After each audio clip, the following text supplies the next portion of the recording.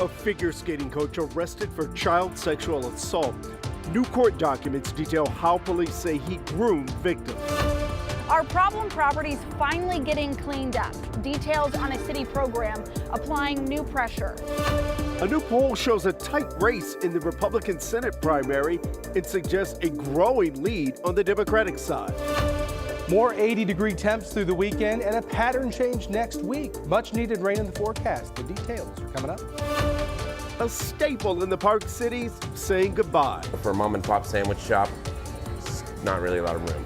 But it won't be the last you hear from New York Sub.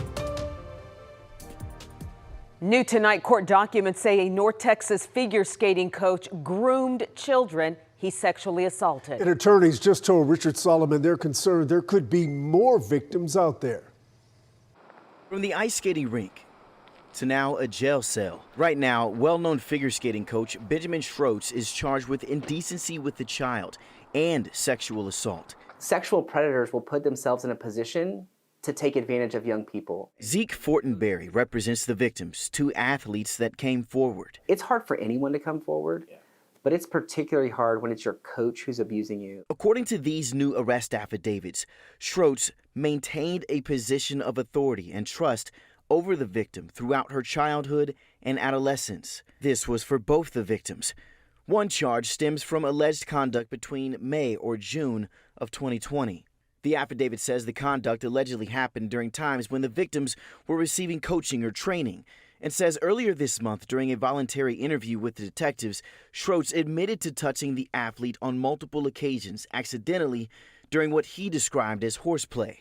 He denied other allegations and insisted all these acts happened when the victim was an adult. The second charge involves a different alleged victim. Documents say the alleged abuse occurred between December 2024 and September 2025 during training and private workouts.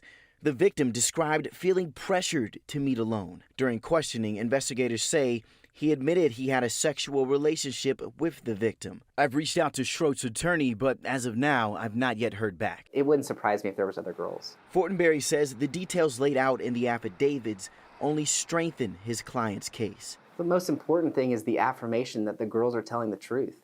And that's the justice he hopes to get for them. In Dallas, I'm Richard Solomon.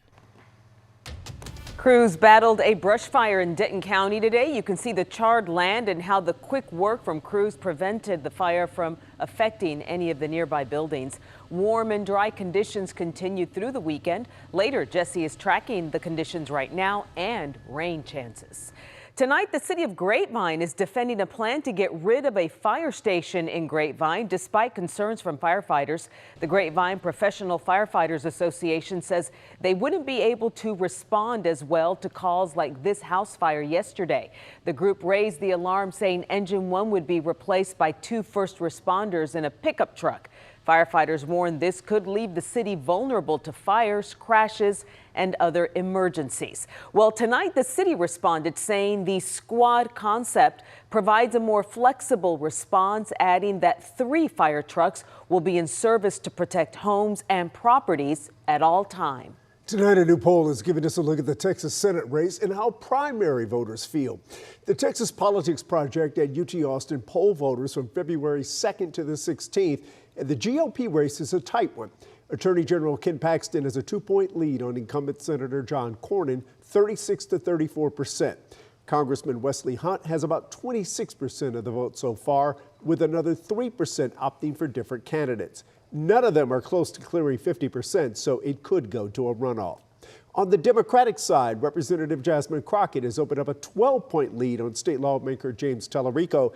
But it's worth noting they conducted this poll before Tallarico's Late Show interview with Stephen Colbert went viral. Tuesday is Election Day, so make sure to join us on WFAA Plus as results come in. Our political team will be live with campaigns across Texas, breaking down the numbers with a panel of experts all night long. Our coverage starts at 7 p.m. March 3rd, and the streaming app is free to download to your TV. A hard goodbye for New York Sub. After 53 years in business, the spot right outside SMU just served its last customers. But as Luke Clary reports, it's not the last time you can get one of their delicious sandwiches. Hello. Hey, how are you, Melissa? Don't cry. It's okay. As life marches forward, some places are just timeless. People have grown up eating these sandwiches. What can I get for you? And for more than 50 years, This sandwich shop's been around since 1974. New York Sub brought something extra to the Park Cities. Patina, core community. Oh, thank you, Amanda. A community We'll be in touch, don't worry. and a menu developed by Andrew Kelly, who took over in 2016. His whole approach, the quality, Okay, $10. it was just different. Completely another level. Yeah, typically it's the pastrami that gets me every time. Made our own pickles, made our own sauces, cured our own meats. But time catches up even with a classic. This location next to SMU comes at a price. Rent is up. So's the cost of insurance and ingredients and, well, everything. It's very competitive over here. So for a mom and pop sandwich shop, it's not really a lot of room. We have roast beef, we have a Cuban. And this marks the last lunch service at this counter. Man, it's tough. This community is losing an icon. Hello. But this isn't the end. If brick and mortar can't survive here, maybe an app can. We're gonna move into a ghost kitchen. He'll keep serving sandwiches through DoorDash and Uber Eats. Even for a timeless place like this, adaptation is the only constant. Daily thing.